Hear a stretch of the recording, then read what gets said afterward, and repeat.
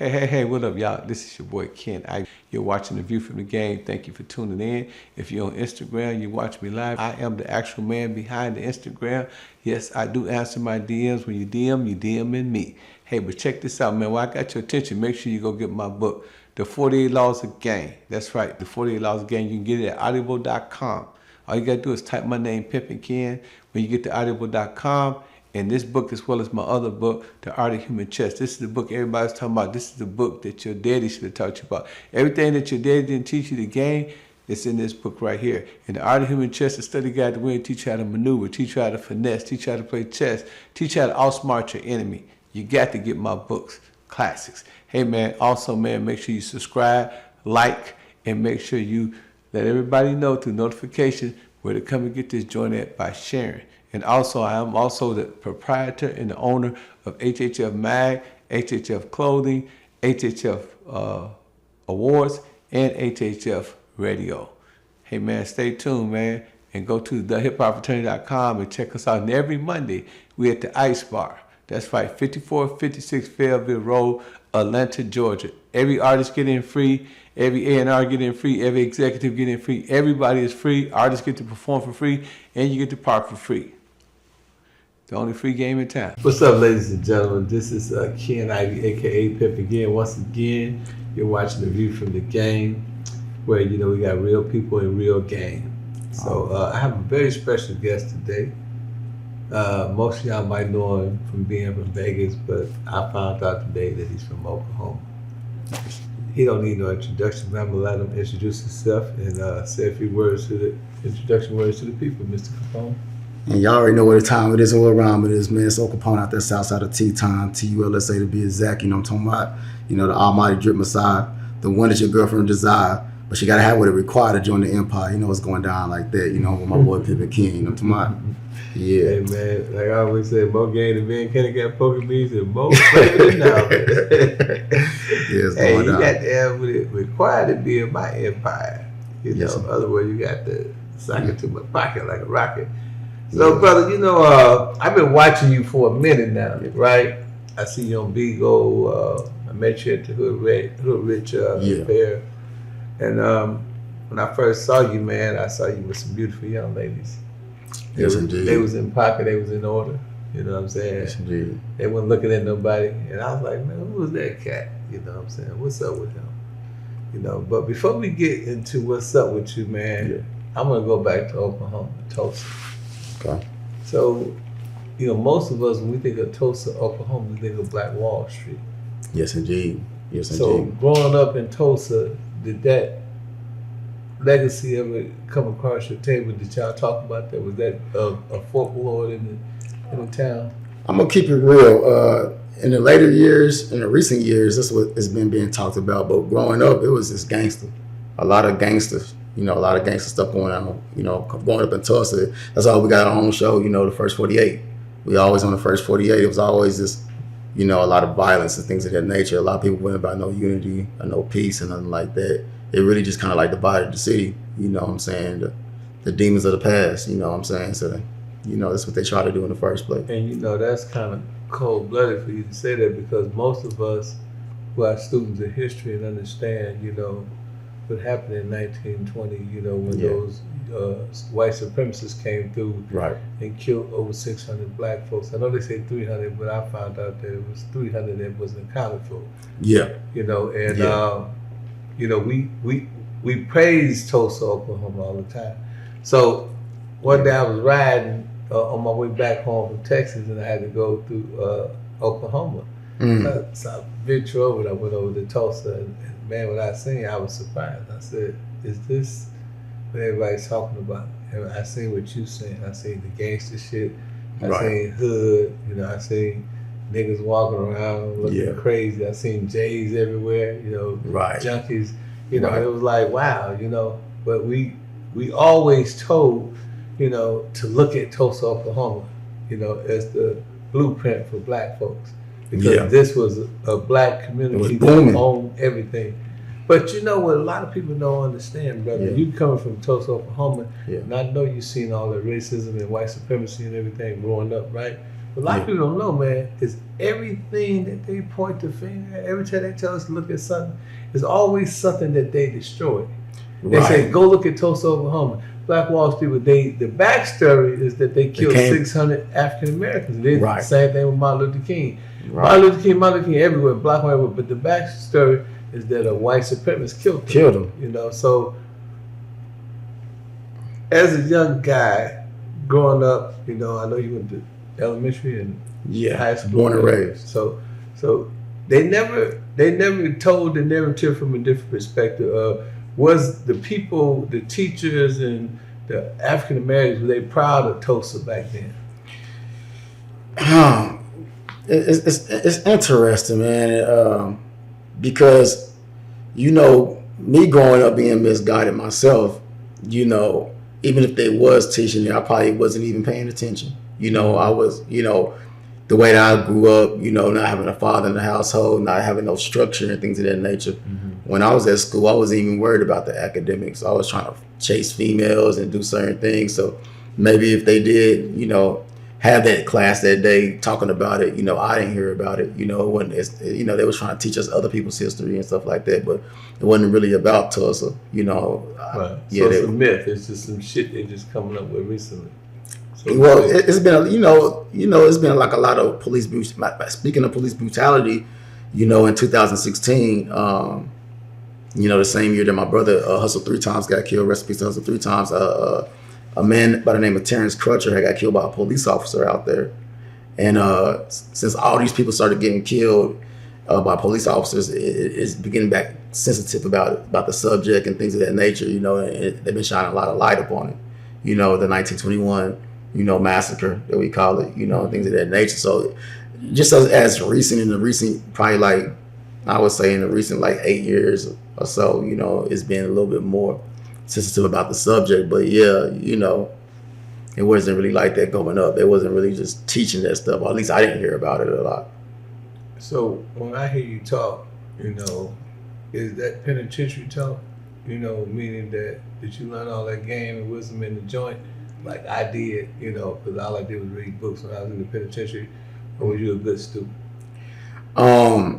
You know, I would say, I think my trial and error taught me everything. Trial and error going through it. And what a lot of people don't understand about me, what makes me, I'm very multifaceted. Like, I know the streets, I know the church. I was in church. I was even a gospel rapper at one point in my life. Like, people don't even know that. This is my first time seeing this. You know, so from knowing God on a spirit, on a religious level, to the streets, to being with the dope dealers, being with the gangsters, being with the pimps, being with the hustlers, going to prison, getting out. You know, life has taught me a lot of things, and then I start educating myself on books. Like, I read a lot of books. Like, my favorite books is like Think and Grow Rich by Napoleon Hill, or How to Win Friends and Influence People by Dale Carnegie, or Eckhart Tolle's book called The Power of Now. So like, I read a lot of things with mental health, dealing with the mind and manifestations and things of that nature. So just using my street knowledge, you know, with some book knowledge, and that's why I'm polished like this. So you young, you growing up in Oklahoma. Yeah. Pops ain't around, right? Pops ain't in the house, right? Nah, never met him to this day. Never met Pops. And you got any brothers and sisters? Yeah, I got sisters. I got 3 sisters, and I'm the only boy. I was the youngest. So when do you come off the porch, when you say, okay, fuck this shit, I'm gonna give me some money, I'm gonna hustle, I'm gonna be a gangster? You know, what year that started? And this is gonna sound so cliche, but it's just my life, it's my story. I didn't even choose the game. You know, the game, when I say the game chose me, it really did choose. All right, so back in 2011, you know, I was doing my thing with Riff Raff. I don't know if y'all ever heard of Riff Raff, but he be doing the stuff with the music and shit like that. We was blowing up all over World Star, whatever. But I was like, you know, on my square shit at this time, and I was in a 3-year relationship with a female back in Oklahoma City when I had moved to Oklahoma City. And long story short, we broke up. My little heart was broke, and one of my videos called Louis Gucci had went viral. It had went viral all over World Star, all over YouTube, and a female from Las Vegas, this little Romanian / Caucasian female, she was a little bit older. She had hit me up, and she was like, "I seen you on World Star, and I want to, fly you out here and take care of you. And, I'm green, and I just got out of a relationship. And she showed me that she lived in a mansion. She was driving a Benz. And I'm like, Vegas? I ain't never been to Vegas before. She said, well, I'm going to fly you out here. And the next day, she flew me out here. Out here, but she flew me to Vegas. And I get to a mansion. I'm like, okay, this is really what it is, And so the second night, the first night she had chill with me, but the second night she like, I got to go to work. And I said, so what you do? What you do for a living? How you get all this nice stuff? She said, I'm a working girl. And my square ass thinking that like, oh, she a working girl? Oh, she like I didn't know what that meant. You know what I'm saying? I was wet behind the ear. I ain't gonna front to you. So I'm like, okay. So then the next day, she was getting ready for work again at night, and then she had some lady friends over. And I'm like, she's like, well, I'm a working girl plus I strip. I'm a working girl plus I strip. Also, you're a stripper. She's like, yeah, I'm a stripper too. And she kept on putting that two to it. I'm like, well, working girl and you strip. So make a long story short, after that, she kind of like introduced me to the lifestyle. I've always heard about it. People always say like, man, you a ladies man and blah, blah, blah. But at this time, like I only love music. I wasn't on nothing else, but I was a broke rapper. I was a broke rapper trying to make it. And she came in and she gave me some money. And I feel like I hit the lottery because I didn't ask her for it or nothing. You know what I'm saying? And from there, it was kind of like, it was over. It is what it is. Yeah, it is what it is. When she started letting me know the ins and outs of certain things from that perspective. Back up a little bit. When you caught your first case? I caught my first case 2014 after I moved. After I was deep down in the game. You know what I'm saying? I don't know if you want to talk about what you go to jail. 2014. So in 2014, I was still blowing up with my music, still doing my thing, but I used to always try to help niggas around me and shit like that. And it's true what they say, man. You gotta watch the ones you try to help or whatever. But I had this little young nigga, I ain't gonna say his name or nothing like that, and I allowed him to come live with me or whatever to get him off the streets. He was on probation at the time doing his thing, and I had my ladies taking care of everything. I had 9 at the moment. I had nine of them. And he knew he couldn't touch them. He was like, well, if I bring this one girl in, it was a white girl that was 18. He's like, if I bring her in, I don't know nothing about, that getting money stuff. I just need somebody I can cut on. And she said she would strip so she can contribute. And boom, boom, boom. Man, the girl wasn't in the house more than 24 hours and I'm facing life, 10 to life, because the girl said that she woke up and she felt like she was raped in my home. You see what I'm saying? So she said she felt like she was raped in my home. And I wasn't going to tell them, they was in there running trains on the little broad, him and the little, they was doing their whole little thing and stuff like that. They didn't have no evidence upon me or anything. They swiped me, didn't come back with no DNA or anything like that. But at the end of the day, make a long story short, I had to fight that. You know what I'm saying? I had to fight that. I went to go sit down, and they ended up, that nigga ended up being fouled. That nigga ended up trying to capitalize off me, trying to take the girls out my house. It was just crazy. A lot of stuff came from that. Like the same nigga that I opened up my home to was the one that crossed you. Was the one that was crossing me. They said with Pimp again, friendship in. Yeah. It was just crazy, because it's like, damn, I don't even know this white girl. You know what I'm saying? I don't know. You get no money. You getting all the no nothing all the time, all the charges. Yeah, no nothing. So what they ended up doing is, because I'm talking over the phone. Keep in mind, this is my first time being locked up, and I'm being locked up and I'm facing life. So imagine being locked up for the first time and facing life. Well, 10 to life. That's what it carries. 10 to life. State of so I'm on the phone talking to my people, and I'm just like, man, I'm gonna sue. They know I didn't do this, because it was certain things that was exposing on Facebook. Like, okay, let's see if we can get some money and do a book or do something like the dude was sloppy. You know what I'm saying? They had evidence I didn't do it, right? But they didn't want to let me out. You know what I'm saying? Because they put it like the bail at $850,000 or something like that. So they kind of try to railroad me so I can try to take a charge. So They kept on trying to come with deals, I'm like, man, I ain't taking no deals because y'all ain't doing me no favor. You know, they're like, well, let's just give you first they said a 1 to 3. Then they said a county year. I'm like, look, I'm not taking nothing because y'all not doing me no favors. Like, I'm not about to cop to something that I didn't do, right? Mm-hmm. So then they came back to me. I'm trying to get a speedy trial. They keep on delaying my stuff. So then they finally had the trial they said. It was like 6 months. At this time, it was like 6 months of me being up in there. Mm-hmm. I was supposed to go on that Monday. They come to me on a Friday, right before that Monday, and said, charges drop. No, they didn't say no charges drop. Mm-hmm. They came to me and said, look, I got an offer you can't refuse. We can give you 5 years probation. Drop everything down to a coercion. You don't have to register as no sex offender, anything like that. If you take this deal, you don't got to go to trial Monday, of course. You take this deal and you get to get out. And I said, no, I'm not competent, nothing that I didn't do. On Monday, I'll see y'all Monday. So then Monday comes up, I wake up, they put the chains on me. And it turns out I get down there in the bullpen, the lawyer comes in and say, well, somebody else slipped into your spot because we thought you was gonna take the deal. So I said, somebody slipped into my spot. So when like, why we keep on doing this? Like, why y'all trying to continue to delay this stuff? I said, so when can I go to court? Like, when can we do this? When can I go to the trial? This is my life. I'm an innocent man. I'm sitting up in here. You know what I'm saying? I don't want to be around these musty ass niggas and all this stuff going on, shit like that. So then they tell me it'll be another 7 months out. We had to push it for. I have to sit in there another 7, so it would have been a total of almost 14 months. And so I'm frustrated. I go back into my cell.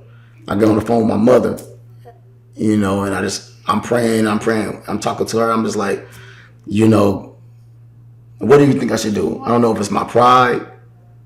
Do you think I should, if I take this deal and they drop it down to a coercion, I can come on right now? But what my lawyer had told me that kind of convinced me, she was like, do you understand that if you take it to trial, you're not guaranteed to get off of this? Not only that, the girl was 18 from Gary, Indiana, and they put me with a white judge that was from Gary, Indiana. And she said, I just now lost a case like this. The dude was innocent, and I don't want to see you go down. They're trying to just give you 5 years probation. I'm not telling you what to choose, but just because you go to trial doesn't mean you're going to get off. And you need to be doing 10 to life, and they're trying to give you home. So they kind of like fighting the fuck out of me, to keep it real. So I prayed about it, talked to my mother and my girl that's still with me to this day. They was like, man, we just want you home. We don't want to risk that shit. And the way I thought about it was like, man, it's been shit that I did in my life that I did do. You know what I'm saying? Maybe it's just a karma coming back a different way. God has given me a way out. Pride comes before a fall. So I end up taking coercion, 5 years probation. Yeah, man. Hey, man. You had to do what you had to do, man. Yeah. So, you know, a Romanian chick out of the blue say, I choose you. Yes, indeed. So I mean, like, but she didn't really choose me. Now that I know the game, she didn't really choose me. I was more so, she was somebody that already had people before and all this other stuff, and then she knew how it was, but she knew I was green to it. So it was kind of more like she was trying to be like a sugar mama and spoon feed me. And that's how we ended up falling out. It only lasted for about 2 weeks.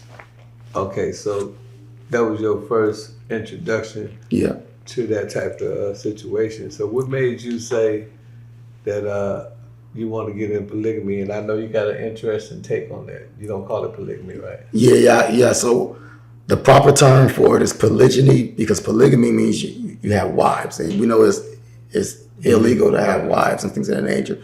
And some people say polyamory. So the difference between polygyny and polyamory is polygyny means all my girls are in a relationship with me.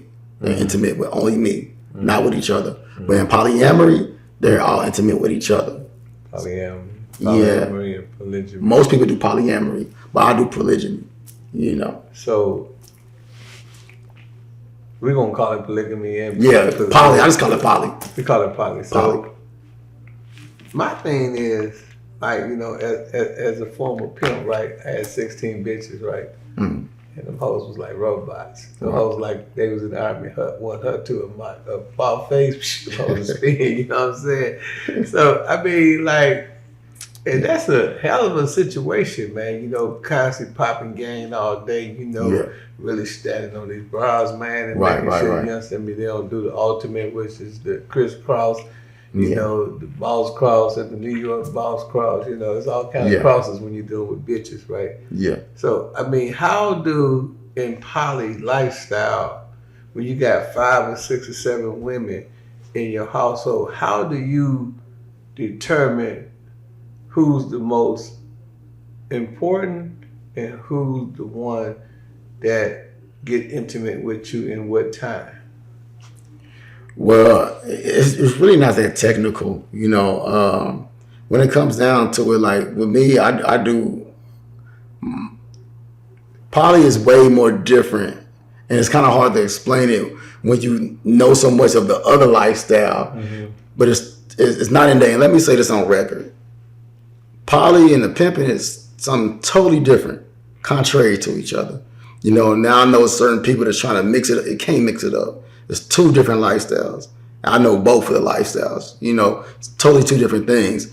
But when it comes down to poly, when it comes down to polygyny, you know, ain't nobody on no schedules or nothing. It's just like being in a regular monogamous relationship, but you just got multiple women. So it's like you didn't have like my women are not sitting around waiting at my door like, is it my turn or anything like that? Because they all busy taking care of business while I'm busy taking care of business and shit. Like I probably get on their nerves. You know what I'm saying? You say, what's up? So how do it rotate? Like, do you bring more in as it go, or did you try to just horn in on the ones that you got that's already attentive? You know what? Everything just happened organically. So like, you know, I might not be looking, or I might find somebody, you know, like I meet a lot of people through social media. This is the day that we in. So, you know, I don't even be looking, but if it's somebody that appealing to me, she got the mindset, she's in alignment with my vision, she supports and values who the man is in me. We just end up talking and stuff like that. And then, you know, I end up telling my bros about her, you know what I'm saying? Like, hey, look, this is what I'm interested in. She might be a good one and things of that nature. But, you know, when it comes down to, you know, polygyny, you can have how many women you want, you know, and everybody play a different position. So in my household, like a woman can be doing into the social media world. Somebody could be the go-getter, the money. I got one that's a scientist. You know what I'm saying? She has a whole career. She's in the pharmaceutical world. Then I got another one that does all the branding and the marketing with the social media. Then I got another one that's been with me for 17 years. She used to be dancing back in the day. Now she hasn't danced in over about a year and a half. And she's just a stay-at-home mother because I just now have my first child. So, you know, everybody play a different position. She cleans up the house. She cooks. You know, she do all the stuff that's in the home. So it's kind of like having a team, you know, whether you play point guard or you the shooter, everybody play a different position to make it a winning team. So let's be realistic. It's got to be a lot of jealousy. It can't be all that. Yeah, man. of course. It ain't all that sweet, man. Yeah, of course. So I know, how do you deal with the jealousy? Like, you know, in my household, when I was pimping, you motherfucking hoes get in there and wash your motherfucking pussy. Shut the fuck up, bitch.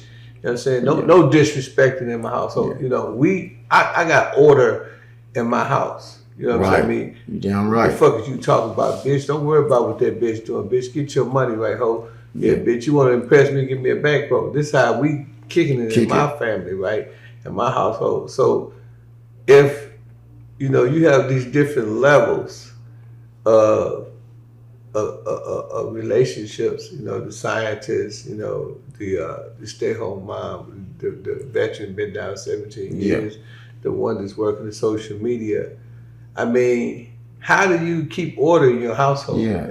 So the game is the game. It's applicable to anything. Right. So whether you in the game, the lifestyle, whether you in the corporate world, you can apply it to everything. So in my household, you know, first of all, I understand women gonna have emotionalism. I mean, I tell people all the time, don't get into any type of lifestyle with women if you don't have a high sense of emotional intelligence. Mm-hmm. This shit might look cool on the outside, but at the end of the day, a lot of niggas trying to walk in our shoes and do what we do, and they can't handle one broad. Right. You know what I'm saying? So when it comes down to me, I just have a high sense of emotional intelligence. So when it comes down to the jealousy and stuff like that, I understand, okay, they might be in their emotions, but you can't live in your emotions. I understand that there's going to be some jealousy issues. So we just get to the root of it. Why do you feel jealous? I sit down and talk to them. Oh, you feel threatened because of this? Well, you don't have to feel threatened because of this, because she can never feel your position, just like you can never feel her position.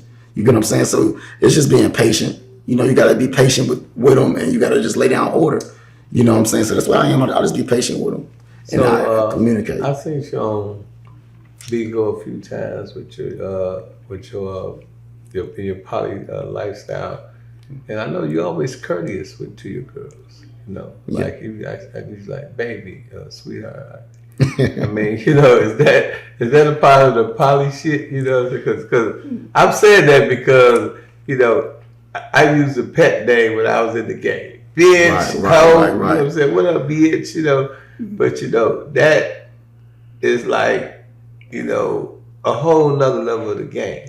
Right. So as we know in the game, we got people that's gorillas. We got something that like the rhyme. We got something that's gonna really be on your neck. Mm-hmm. So I'm the same person that I was as far as my style as I was in the game. I'm just smooth. I'm calm. I'm collect. Unless I need to check. Mm-hmm. If I need to check you and be on your head, I was a little bit more harder when I was in that lifestyle. But you know, in this one, you know, I ain't about to. I don't even like. Yes, I'm a little bit more laid back because it's not as intense. It's not as systematic no more. Right. You know what I'm saying? And they don't belong to the community; they belong to you. Right. So when you pimping, the whole belong to the community, and they get knocked 24/7. Right. Yes, indeed. Yes, indeed. And you gotta be a little bit more stern when you're in that lifestyle because you know the dangers and everything. You know what I'm saying? And here. It ain't too many. I mean, it's dangerous in anything, but it's not like that. You know what I'm saying? As poly, what you call it, polygyny. Polygyny in the polygyny world, have you ever had a broad come up to you? Because this has happened to me many times. Mm. They just thought you was absolutely handsome, you know, and thought that you was God. Gift woman, and that she was madly in love with you, and she just had to be with you, and she just wanted you. She didn't want two other ladies around. She just wanted you, and you know you shy, you from the game, so you know like man, this bitch here playing, man. You know she ain't really trying to be with this polygamy. She just trying to really fuck up a nigga household. So do that happen in the polygamy lifestyle? Because I know it happen in the game all the time. Bitches come. No, we used to call them yellow bitches. We said them yellow bitches, they're house wreckers. You know what I'm saying? The white bitches can be house wreckers. They come, they get in your game, and you know what I'm saying? They whispering to hoes. They playing socializing and all kind of shit to try to fuck up the program, and only to try to have you to. All right. So they're a little bit more clever, and this always happens. So to answer your question, yeah, I get that almost every other day. Okay. But I get it. I'm gonna give you some code game the way they do it when it comes down to this polygamy. They would come through understanding, like, oh yeah, I know what it is. I know these women been with you, especially this one been with you just a long time. I know with poly, I'm with poly, but then when they get here, they think that they can do everything right to make me not want to be with the rest of them. You get what I'm saying? Yeah, I got that a lot. Yeah, once they get inside the household, now it's like they're trying to do everything, but the whole time they got an ulterior motive to show up. So it's just a mask anyway. It's going to wear off because they're doing all this type of stuff just to be better than the rest. They were never a team player in the first place. And, I send them out. I send them out the house. This is the way they're coming in. I send them out quick. Cause I peep game from afar, man. Ain't too many you can get past me. But yeah, that happened a lot. They be trying to put their little bit in, and but I don't give a fuck about none of that because loyalty is certain things you can't pay for. Well, I often tell this Strasher, I done had a few females in my day, right? Mm-hmm. And Capone, I'm like, man, I won't listen to my motherfucking self. This is a bad motherfucker right here, man. This motherfucker look like she need to be in Look magazine. Mm. And she got that run back, come back too, that red snapper. I'm like, oh no. Mm. But then that pivot jump in me and was like, no, bitch, you got to go to. Mm. So just from your perspective, right, from polygamy, have you ever, and be honest, have you ever had one of your women come in and you're like, man, she might just be the one? Man, I keep it real. I mean, like when you just like, man, I just real. want to be with this one. I ain't trying to, man, I'm ready to just end all this polygamy and just be down with this one bride because I really like her. I'm just asking. Now, I've never met a woman that made me feel like that ever on that level. However, Have you ever been tempted? I've been in a situation to where the woman that's been with me for the longest was jealous of the new girl, and she pushed back, and she started being. Only had 2 at this time, right? And this new girl and the girl that's been with me, now she's not showing up. She don't want to be around. She's being distant. So it's leaving me with so much time with the new girl to where it's like, okay, what's up? You gonna get your act together? Like, what's going on? But she's so much in her feelings. And me and her continue to build our dialogue to where it's like, well, me and her, we can just build something that's even greater. And that's where I had to, me not having certain things, I had to like tighten up my own mind. Like, because now that I look back in hindsight, that's just me being honest. Because a lot of motherfuckers will get up here and be like, they get in front of these cameras and act like they ain't never had no flaws. I don't know F's on their report card. And I still call it an F, even though I'm not in the game and this is polygyny. I feel like when there's certain things that's going on that's like that in your household, you got to dip that shit in the bud. You can't, if your girl is getting distant, you can't just be like, fuck it. Well, fuck it. You being distant, I'm going to continue to spend time with her. This is where I had to tighten up on my game. You know what I'm saying? Because she been over here with me for a long time. She's just dealing with jealousy issues. So this is where I felt at. And I had to take accountability of that. So yes, it was a certain time to where my main girl was falling back. And I was like, man, why you on this faggot shit? Like, why you always in your emotions? Like this broad is new and you showing all this other stuff. Why you feeling intimidated by her? And boom, boom. You know what I'm saying? So at the end of the day, yeah, that's most definitely happened before. And I had to, wake up out of that shit. And to this day, I'm glad that I woke up out of this shit. Oh yeah, man. Everywhere you go, you take yourself with you, man. There ain't never been a bitch on the planet that stop my game, man. I'm focused like a laser beam on this pimping at the time, right? This is many years ago. I'm speaking in past tense, and but I gotta be honest with you, Capone.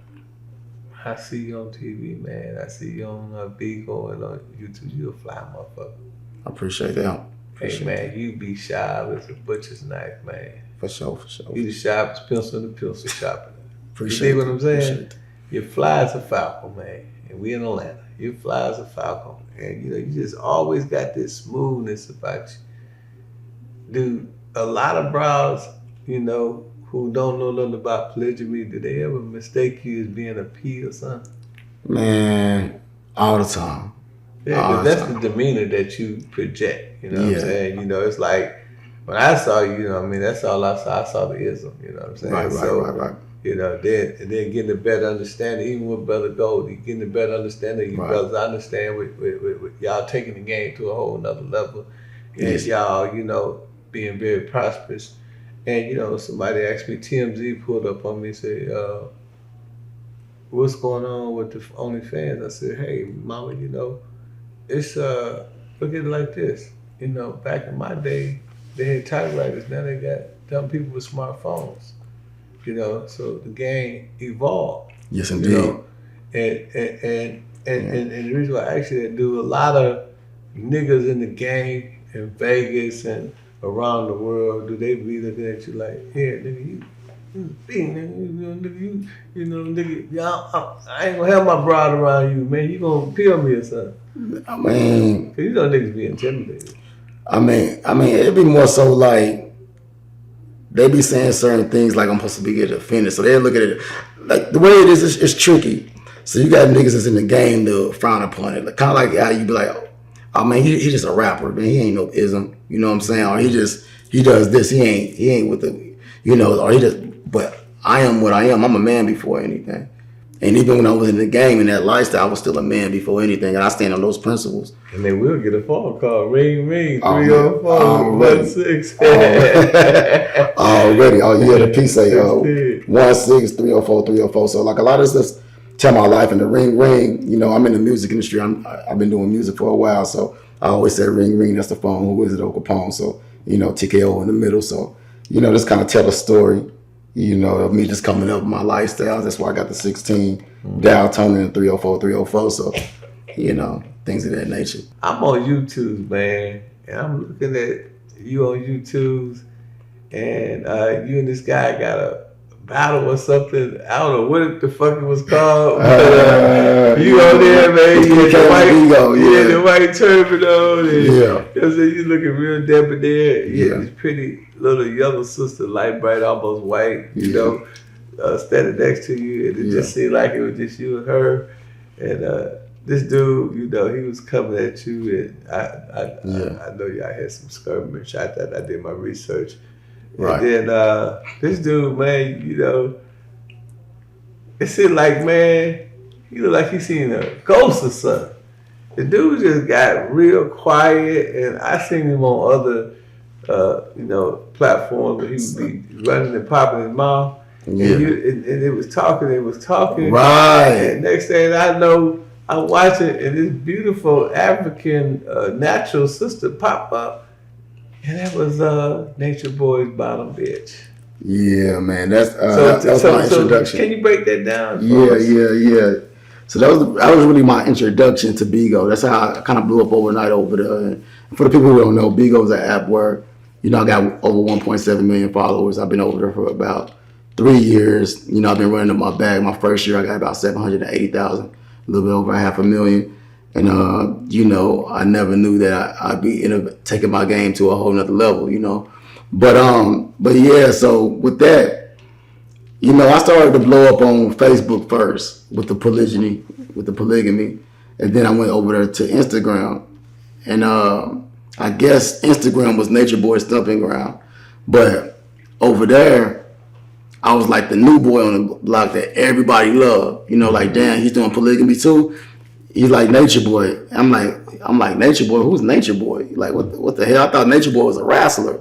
You know what I'm saying? So I ended up looking up his stuff, and I seen him doing some very felonious things. I'm like, nah, man, I ain't nothing like this cat. So one day I set up an interview, and then this dude interviewed me and Nature Boy, so people could see the distinguish, like how different we are from each other. Mm-hmm. And from that interview, everybody started to know me in the conscious community, because a lot of people knew me from other stuff and from music and from the streets, but nobody knew me in the conscious community, right?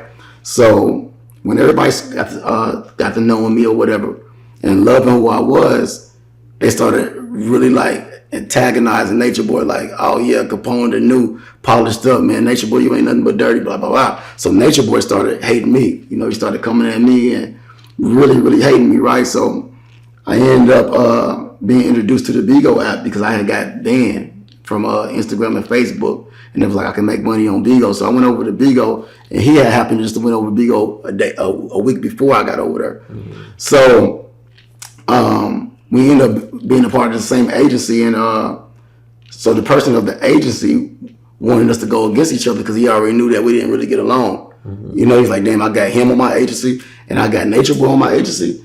And they both doing polygamy. Mm-hmm. So at this time, you know, Nature Boy already didn't like me. You know, he was throwing slick jabs like, oh man, he just somebody that got a lot of jewelry and materialistic stuff, but he ain't really got the knowledge.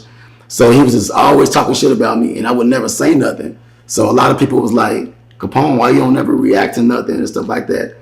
And he was just kept on poking at me. So they set up this PK. I said, man, we're just gonna talk at the PK. So they had it. I think it was PK. A PK was the battle that you seen us on, okay. And that's where my gifters on Bigo gift me, and his gifters gift him, and whoever gifts the most wins, right? So I knew that the PK was coming up between me and him, and little did he know, I already had 3 of his girlfriends in my inbox trying to get with me for the longest that I never entertained, right? But I was like, okay, this nigga talking all this shit every day. I got something for him. So I never let him know anything was going on. He was just always talk shit because they was trying to sell tickets. You know how it is. You know how before Floyd Mayweather about to fight somebody, they'd do some suspense, but I would never respond. So they're like, oh man, this shit about to be whack because Capone just gonna be sitting over there on some intellectual shit. He ain't gonna probably say nothing too much. He too player about it, and we just gonna have Nature Boy going crazy. We want some drama, right? So they thought it was gonna be something like that. So anyway, the PK ended up coming up, right? And for some reason, his whole demeanor is different. And I'm just like, what's up, man? You know, it's the PK. And at the time, my people gifted me galore. I'm talking about you just seeing gifts flying. I got the whole app. Like, everybody's throwing hella gifts up on me. And I'm like, man, what's up? You gonna talk? Because if you don't, I can take over this whole little motherfucking PK battle right now. He was like, man, go ahead. You got the floor. But he didn't know that you had the bitch. That I had the bitch, man. He didn't know I had the bitch, man. So I'm sitting there with my girl that's been with me, Armani. She was, at this time, we was already together 15 years. And we both got minks to the floor. We dressed in all white with the minks to the floor, Armani on the side of me. And my ass, I'm petty. And I'm very like, you know, I'm a Pisces. So the way we think, like when we bite, we gonna bite. We gonna bite a certain type of way. So I'm like, you know what? I typed on Mr. Still Your Girl, that song, Mr. Still Your Girl. So I played the song, and right when I played it, I turned around and said, hey, baby, take this off my back. And then it's his girl comes up on the screen and takes the motherfucking mink off my back. One of the coldest knockers is motherfucking the back, man. Yeah. And he was over there just sitting like, dumbfounded. He couldn't believe it. Like, I seen the dude. Like, I seen this dude on a lot of shit. You know, he was just so hurt, man. He was like, but I think that really fucked him up. That was his downfall. Right? That's crazy. You say that. That was his downfall because the same girl that I ended up doing that with, that was his. You know, I didn't want the bride. I just wanted to humiliate the nigga at the time. So anyway, she ended up wanting to go back to him later on. I wasn't fucking with her. Wanted to end up going back to the nigga later on. He accepted her back so he can clown her because he wanted to have revenge on how he embarrassed her, how she embarrassed him and stuff. So she ended up going back to him. He started treating her wrong. I don't know what's true or not. I don't know but it was alleged that some, you know, the R word, you know, all that other shit, all that funny shit, sexual assault happened and shit like that. And it turns out to be right now he's doing life without parole, all because of that same bride he let back in that I took from him. So now, yeah, if you into poly, so in the poly world, if somebody got a main girl, you can take their main girl. I mean, that's permissible. That was just something that you was doing. Well, that wasn't his main girl. I went in front like that. It was just somebody. She had kind of been around with more of his niggas. I think she was with two of his dudes. I mean, he was like the third one. You know, but she was the type to like mess with the small soldiers to get to the big soldier, and he was like the leader of what was going on. She like conscious niggas. So I was listening to you talk about him. You know, like you say he was fake and they didn't really. So what he was preaching, like being like natural, and I mean, eating off the land, and you like. I'm gonna be real. Cause I really don't like to critique another man, but I'm gonna say it like this though. Based on I'm gonna say it like this. He's an intelligent man. I ain't gonna take that away from him. He's very knowledgeable, but he don't apply nothing that he speak. He's just good at regurgitating the information, but he don't live by what he. If he was to live by it, then he'd be very respectable. Then he wouldn't be in the position that he's in. Mm-hmm. So he's one of those type of people, man. But he's very smart, but he just don't live. He just don't practice what he preached. Okay, so when you say you was part of the conscious community, you mean like Islam or history? See, I don't even like.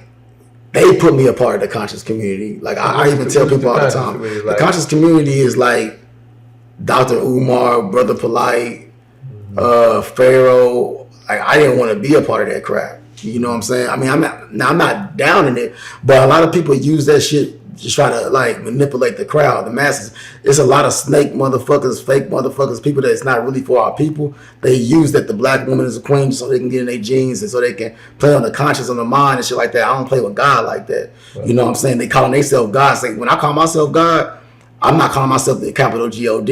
I serve God with a purpose. I know God is within me, right? But I would never disrespect or be blasphemous to say that I'm the all God, the Alpha and Omega. But they get to a place of being so prideful and feeling themselves to where they take God out the equation and think that they are that, and that's why God will humble you and shit like that. I don't play with that. I'm not saying everybody in the conscious community, do that, but I just didn't want to be categorized because there's so much to me that I'm about. I do music.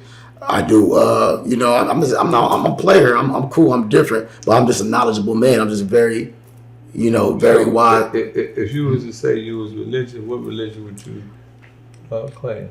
Yeah, I'm not religious. I'm spiritual. I grew up in Christianity, though. Christianity. I grew up in Christianity. All of us did. Yeah, but I don't subscribe to no religion, and I think that the religion is there to point you in the right direction, but it's good to have a personal relationship with God. I wake up every day. I mean, I'm talking about every day. I pray. I meditate. I say my affirmations. I read a book. I read God's word, and that's how I go about my day. You heard of Karl Marx? And I fast. You heard of Karl Marx? Karl Marx. Karl Marx. He was a communist back in the early 50s and 40s.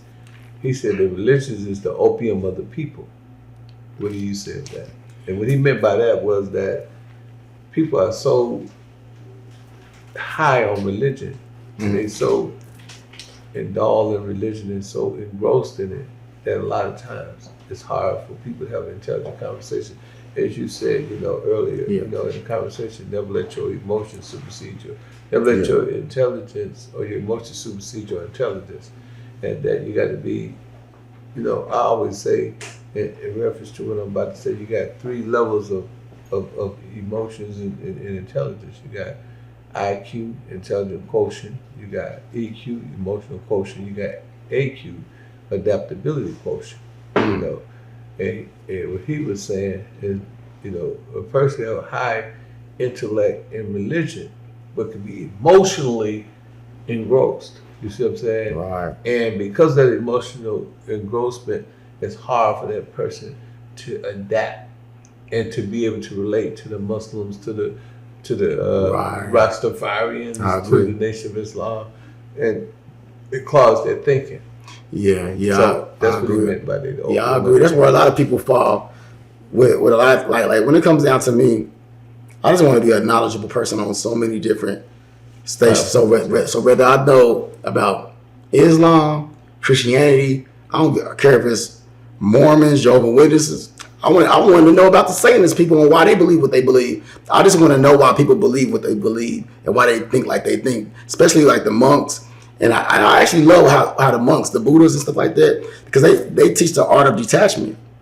Being detached from all this materialistic stuff. Like I like to shine, I like to look good, but my head is not in the clouds to where I feel like all my value is into this. I always say, if a woman's gonna be with me, please respect me because of the jewels in my brain and not the jewels on my chain. I always say that stuff. So that's easy said, but Capone, you got the biggest chain I've ever seen. Right. So, what is the mentality of a boss that gets jewelry on that level? I mean, at the time you was getting that made, what was your mentality? So watch this. I'm glad that you asked me. You asked some pretty good questions because it's going to allow the people to get to know who I am and not just on the surface. Because I know I look very stereotypical, right? Mm-hmm. But the reason why I do everything that I do, and I don't want to give out too much game because I don't like people seeing my hand too much. Mm-hmm. We live in a fallen world to where our people, and especially in this generation, in this era, if you're not shining, they're not looking at you. And my people, they looking up to the rappers, they looking up to all this other stuff that they praising. So what I do is, when I put on the costume for you, like, okay, that's cool, I put on all this, let me get your attention. But it's kind of like putting a worm on a hook. Let me bait you in, let me feed you the message, because I'm not here to show you that I'm living my life better than you. I'm here to be a service to the people. That's really my job on earth, is to be a service to the people. People be calling themselves kings, but when I call myself the king, to me, a true king is gonna be a servant. Just like, not to sound religious, because I'm not religious, but you know, Jesus was the King of Kings, the Lord of Lords. So I always say he gave service, and people don't understand that. They always want to be served, you know, especially coming from our lifestyle, you know. But even in that, we got to know how to serve our knowledge, provide them and guide them. And a lot of it's genetics too. You know what I mean? We were kings Yeah. and queens in Africa, and I don't know if you ever heard of Mansa Musa. Yeah, of course, So of course. he was so rich, he had so much gold that his gold would mess up the GDP of certain economies. He had just dumped gold into different economies, and it would disrupt the economy. Right. You know, so we, you know, are the first people who actually wear jewelry. You know, a lot of people don't understand. You know, we talk about our Jewish brothers, you know, being, you know, the curators and the makers and the designers of a lot of jewelry. No, you go back to Nefertiti, you go back to King Tut and all that. You know, nothing but jewelry at its apex, right? So we know that a lot of that is genetics. You know, a lot of things that we do it subconsciously through our ancestors. That's a different angle. I wasn't even thinking on that angle. Yeah, that's true, man. You know, I mean, that's why we love jewelry so much. It's genetic. That's just like I always tell people. You know, the most potent and the most dangerous person on the planet is a young African American man. And they say, why? I said, not only, you know, are we the father of mathematician, we the father of astronomy and astrology. Right. People say, how is that? I said, go anywhere on the planet in its inception, throw a group of people on that land and ask them to do astrology. You're not going to have all of the animals that's in astrology only in Africa. Right. Ain't no lions in certain parts of the world, you know what I'm saying? Yeah. If they was imported. So you got every zodiac in the zodiac symbolism is in Africa. Everything. So you know what I'm saying? I mean, that's one of the things. And then another thing that people don't realize is that the black man is so attacked and so abused and so much systemic racism being imposed upon him because of his penis. The black man is the only man on the planet that can wipe out an entire generation of people through genetics, through his penis. Whenever you amalgamate or ejaculate into a white woman, that baby gonna come out dark. Mendo in biology said you get the darker genes, you get the recessive out of the darker genes, but you can't get the darker genes out the recessive. Right. He said the darker genes are dominant, you know. So we are a very special people. You know, this melanin, Yes, this indeed. create motor skills and intellectual skills, which is formed in the early fetus. And we have approximately 11 pigments. The only thing that have more pigments than us is the chimpanzee. It has 12 pigments. Europeans only have 5 pigments. So, you know, that's why it's so much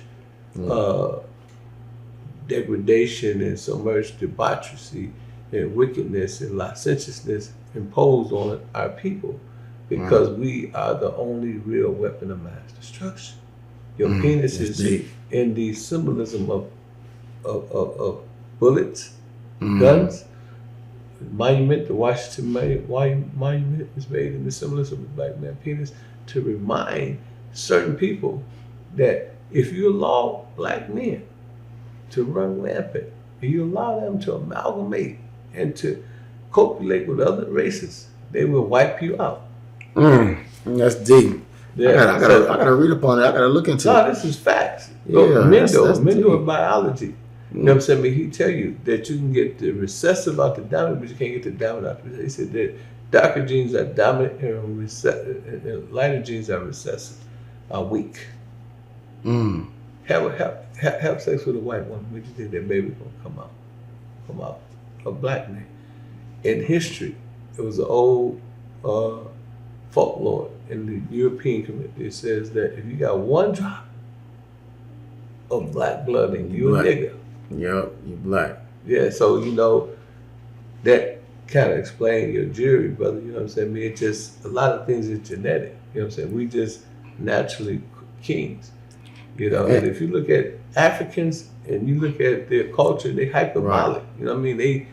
rings in their nose. People look at that as tribal or barbaric, but really, this is their form of expression. Yeah, and my thing is this. I think my message is really this, that don't get me wrong. We all like looking good, smelling good. We all like to look little fly. However, and nothing is wrong with that, right? But when it becomes wrong to me is when somebody feels like they value that more than they value themselves because they don't have knowledge of self. And we're way more valuable than anything that's external. So I always say get knowledge of self. So my whole message is, yeah, I like to look fly. Yeah, I like to do this, but I know that you value me being fly more than anything. So let me get your attention with it, but then let me feed you, because I'm really trying to feed you so you can see yourself and understand that you don't have to have this. You don't have to be living like me. You don't have to be living like the rapper or like the millionaire, and you still got the same value or even more when you know yourself. You know what I'm saying? I want to get us back to the roots of who the fuck we are without all this shit. You know what I'm saying? If we can really just coexist like this, on that level, we on a high frequency. The whole world would be different. So do you plan on doing like investments or going into real estate or anything like that? Are you already into that? Yeah. I got some things up my sleeve, and like I say, I write stuff. I write certain things down. I'm not gonna say I'm here, but I got some things up my sleeve that I want to do. Like this, I want to have my own island one day, bro.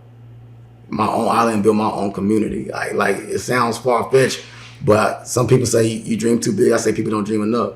I know I can do anything. God said I got dominion over everything in the land, and the way that I think, I'm ready to manifest some greatness. Think you grow rich. Whoever the mind believer can see it, can see it, can achieve. I wrote that book when I was 19, 41 years ago. I read it, when I was a kid, and that's when I got into Dale Carnegie. I got into, Mendino, and this whole host of books, 48 Laws of Power, Sun Tzu's Art of War, and so, man, what you think about them Robert Greene books, man? Well, I am Robert Greene. That shit ain't nothing. If you're in the hood, yeah, that's what I'm saying. I'm gonna say this real quick, and then shout out Robert Greene, bro.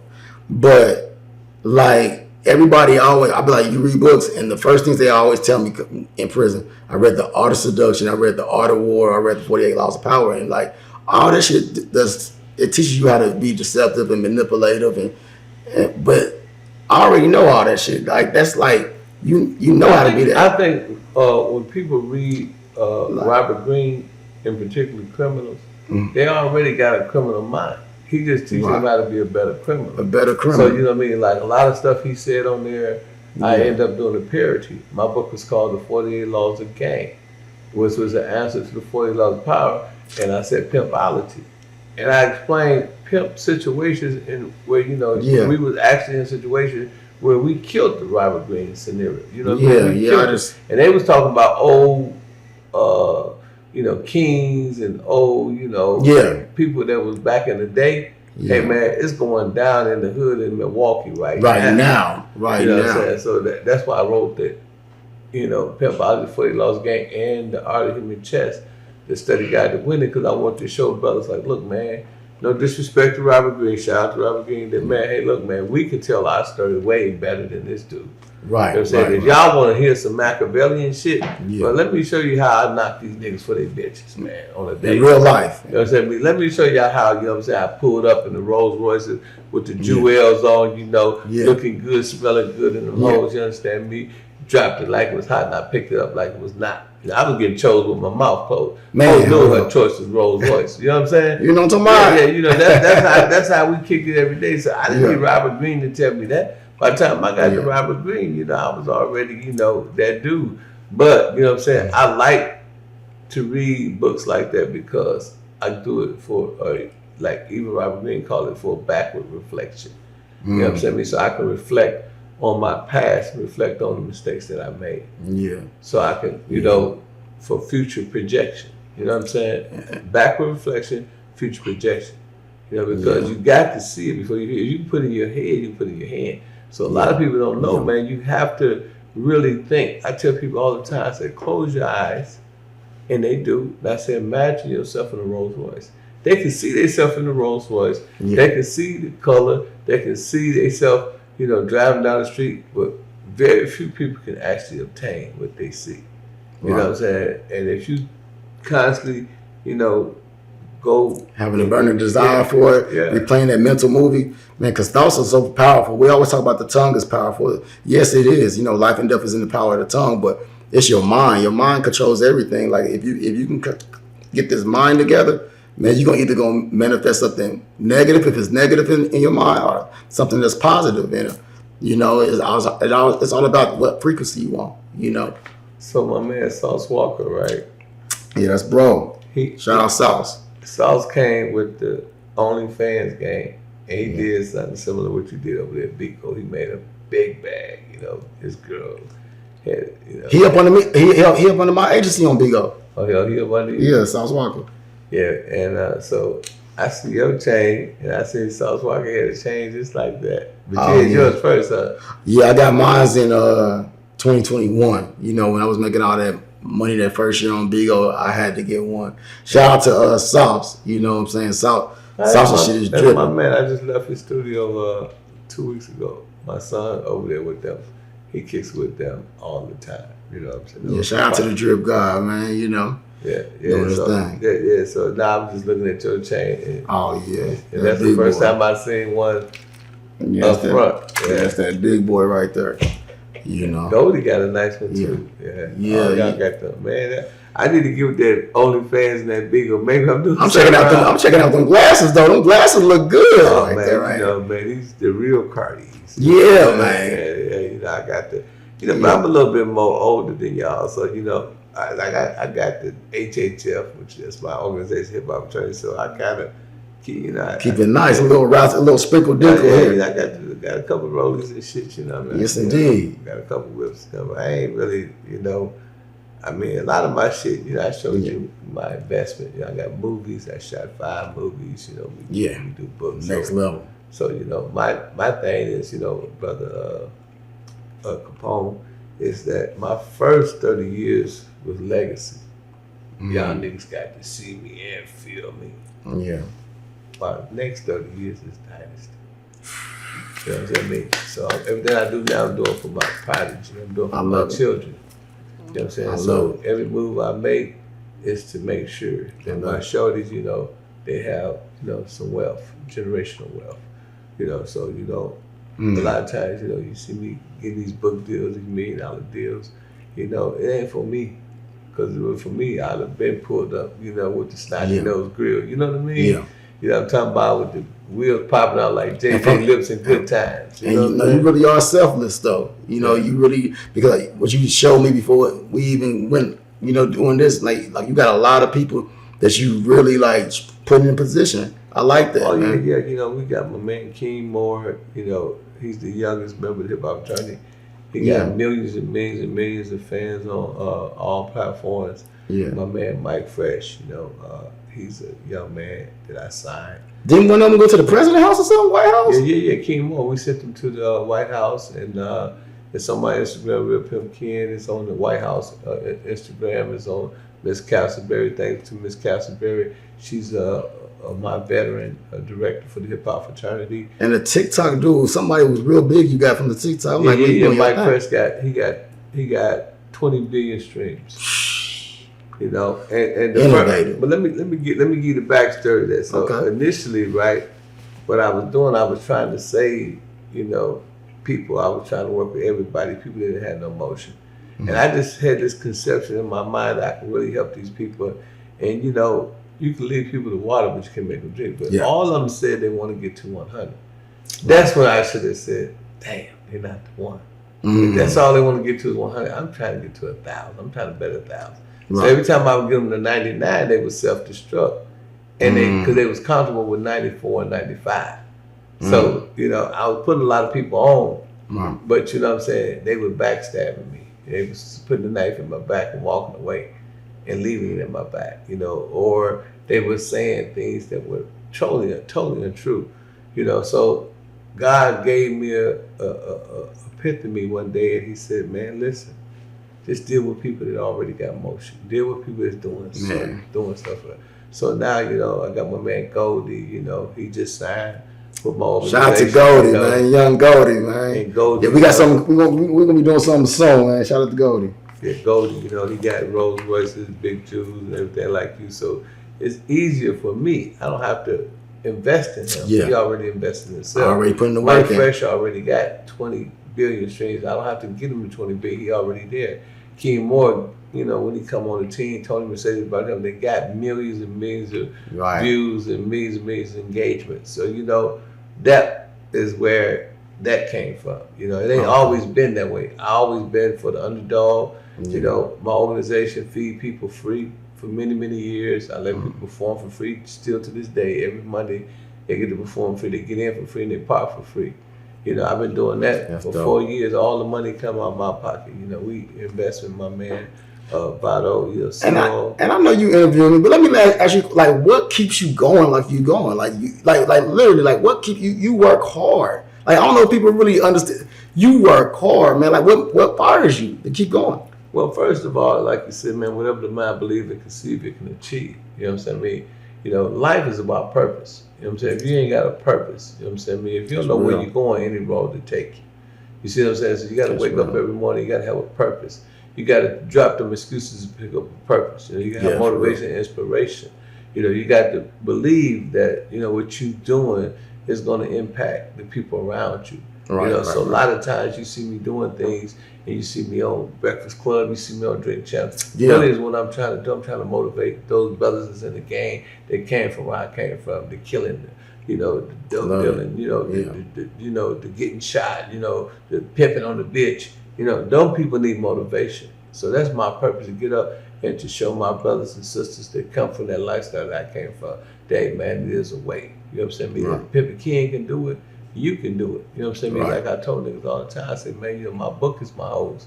The pimpology is my hose. Capone would never put that bitch on Big. You would never do it like you did Nation Boy. That hoe ain't going. You know what I'm talking about? That hoe ain't going. You know what I'm saying? That hoe is my hoe. It's a bitch that I created. And that's why I want to be like, if you want to be metaphorical, if you want to be cliche, let's talk about it in the context of me being a Jay-Z and pimping. What Jay-Z did for hip hop, what Puffy did for hip hop, what 50 Cent now doing for hip hop, I want to do that for the game. I want niggas in the game to be like, man, I ain't just gonna sit up here and break on the dirty dang. You know what I'm saying? I tell niggas all the time, I say, man, hey, check this out, man. Hey, man, turn them whole ends into dividends. You know what I'm saying? You got to be able to turn them whole ends into dividends. Otherwise, you understand me, I told Sharp on No Jumper, I said, Sharp, I bought houses and named them after the bitch. The Tammy bitch is still paying me. The Rosie bitch, because I'm collecting what? I'm collecting rent off them houses. You know what I'm saying? So that's after pimping. You know what I mean? See, that's another level to that game. Yeah, you know what I mean? It's all type of levels to this shit, man. You know what I mean? You got to understand, what you really get into. So that's what motivated me. And then I got so much game, Brother Capone. It's like, this shit be seeping out of my pores. I gotta show a nigga another level. It's like playing chess, Every day I'm playing chess. So I said, okay, well, let me show these niggas this move they ain't never seen. Bobby Fischer, when they was pressuring him and he was playing the Russian was a master intimidator. And what he wanted to do, he wanted to intimidate Bobby Fischer and use antics and all type of theatrics to confuse him. But what Bobby Fischer did, he showed up late, right? Yeah. Then he gave away the first game. You know what I'm saying? Then he complained about everything, throw the Russian off his game, and waxed his motherfucking ass. And that's how I am. You know what I'm saying? When motherfuckers think Pimpin' King fucked up, they think I'm broke. I pull up in the town, no jewels. You tell you, man, I got pimpin' shit. Didn't wear none of that shit. You know what I'm saying? We drive a Buick Enclave. 2011. Showed up to the meetings and showed up everything. And you know what I think, not to cut you off, man, that's even better than that. Your name good. Yeah, but Yeah. the point that I was trying to make to you, right? The purpose thing, right? Yeah. I didn't want to pull up with all the jewelry and all that shit because niggas would have looked at that. But niggas, glad that you mentioned that, they tried to ride my name too. They tried to capitalize off my name. But you understand me? Then gradually, I started wearing, the suits every day, the Rolexes, driving the Benzes and shit. Right. So now niggas see me on Breakfast Club, they see me on Drink Champs, they see I'm Boosie side of me, they see I'm making movies. Right. That's the type of nigga I am. But That's I what want to I'm show niggas that that's how it go. That's what Nigga, I'm I saying. tell my son all the time, I say, son, never give a nigga your best play. Yes, You gotta have room for growth. If a nigga, now you know what niggas doing now? Ooh, thank Pippa Ken, he's doing good now. He's on Breakfast Club. Pippa Ken on Drink Champ. Nigga, I been doing that shit. Yeah. That's what I'm saying? Yeah. But these young niggas, these new niggas, you got to show these niggas some new booty shit. You know what I'm saying? Because that old booty shit, they ain't with that old booty shit. They want some new booty shit, nigga. Show me something different. So I had to come humble. Because if you ain't humble, you crumble. And then that's what motivates me. So now that everybody is calling the number, the phone ain't stopped ringing yet. Like, man, oh, what's up, man? Oh, can I get back? Oh, show me your love. Now motherfuckers can see how the game really go. I just showed niggas a movie. Like, nigga, come down here, play possum on these niggas. Act like you fucked up. Act like ain't nothing jumping. Don't show your hand. Just that me. And as you elevate, niggas be like, motherfucker. So that's the type of nigga I am. So now, you understand me, that I'm at the part where we passed the what? The legacy, and we into the dynasty. Now niggas ain't gonna see nothing but $1 million moves because it ain't even about me no more. It's about them kids. It's about Kendriana. It's about Kimberly. It's about Supreme. It's about Ken Ivy Jr. You understand me? It's about Kiki. It's about Kayla. It's about them now. Yeah. So now niggas is gonna see real game manifested. So that's what motivates me, and that's what inspired me. Is that I got so much motherfucking game that niggas think they seen it, but they ain't seen shit. Yeah. Nigga, if I'm broke, nigga, I'm act like I'm the richest nigga. I'm pulling everything. I'm pulling the jewels. I'm pulling the road. Nigga, I'm finna ride around and I'm finna campaign for a whole drag. You know what I'm saying? I'm finna catch me a new one. You know what I'm saying? If I'm broke. But if I'm doing well, you would never know it, nigga. I'm finna play possum. I'm finna duck off. I'm finna move and be over here. I'm finna hang with these squares and get some game from them. And you know? Right. So that's what motivates me, man. Is just showing these niggas, man, nigga, if you can win again. And just that's right. Just keep putting it in their face like a Brewers game or a Packers game. I'm from Milwaukee. At the same time, too, a teacher leaves his footprints clearly cut, so the student can see the teacher himself went their way. So I'm also providing a pathway for you, for Goldie, for niggas that's coming, after me, Yeah, it's appreciated. Yeah, and y'all gonna do it better than me. Y'all gonna do it way better than me. I'm just putting the blueprint out and showing niggas like, man, you can do a book deal. You can sign a nigga like Boosie and be from the Ism. You can sign a nigga like Ice-T, be from the Ism. You can sign a nigga like Corey Wise. You know what I'm saying? You can do movie after movie after movie. You can form the hip-hop fraternity and be from the gang. So that inspired niggas like 2D, niggas like Rollo the Pimp, niggas like Silky, niggas like Sugar Free. They said, oh, the OG did it. Well, I was taught, Pimp, since you asked me the question. I know this is your interview, but since you asked me the question. I'm loving it. I'm loving it. I was taught that we're going to pimp or die. Yeah. That it was AOB, all on the bitch. Yes, indeed. Hey, nigga, when all my niggas, they turn 40 and 50 and start looking sloppy and shit with Tupac, they looking flabby and shit. Like Larry Holmes, them niggas start looking like Larry Holmes. They couldn't even get a picture of a bitch. You understand me? Them niggas, you understand me, still asking for jugs. So I said, man, that is not what it is. Ain't all on the bitch. You know what I'm saying? Nigga got to invest his money. If a bitch giving you grand theft money, you got to be able to flip that shit. And that's what I did, P. I was like, man, I'm finna flip this shit. And that's why niggas ain't seen me broke in years. That's why niggas see me still relevant at 60. Yes, indeed. You know what I'm saying? Because I peeped the game. Them old niggas had a fucked up, just like y'all doing some shit we ain't did, Beagle and OnlyFans and shit. We didn't know nothing about that shit. You know what I'm saying? But if y'all don't do it, then the niggas coming after y'all would never know about it. If I wasn't a nigga getting on 50 Cent album, Too Short album, Lil John album, all them 60 million records I did total. If I wouldn't have been a nigga that then it wouldn't be no Rollo Pimp. It wouldn't be no Rooster the Pimp. It wouldn't be no Silky. It wouldn't be no 2D rapping about the game because we was taught that you don't do that. Yeah, I was having this talk with Sharp. You know, this about being innovative with the game, and you know how we this is Mozzie right here. Yeah, but yeah, you asked it. It's live on camera. Live on the camera. Yeah. But I was telling them about. We were talking about just being innovative with your game, and it's crazy. You gotta like people that's not on that level frequency can't see. Yeah, we in the middle of this interview, but what's good? We live right now. What's going on, Mozzie? But yeah, I was. Oh yeah, that's Mozzie. We got another influencer coming. Yeah. Just for the people that's in the game, man. You know, if you can just give a young player out there some game, man, that came from that gangster shit that you came from in Tulsa. And you can, give a little positive advice for the young people. What would you tell them? I would tell them, first, work on yourself and eliminate distractions. Distractions, I say we live in the days of weapons of mass distractions. People to distract you from your purpose. And sometimes a lot of us don't even know our purpose because we don't spend time with ourselves. We so distracted with this, that, the relationships, homies, trying to impress people, social media. Man, get to a place to where you find something that you're passionate about, that you find something that's about your purpose. It's not about trying to duplicate what worked for the next man. Stop trying to duplicate because God made you uniquely to be who you are. Then stop trying to be like everybody else. Find something that you love to do, that you're passionate about. Find your purpose and don't allow nobody to distract you from that purpose.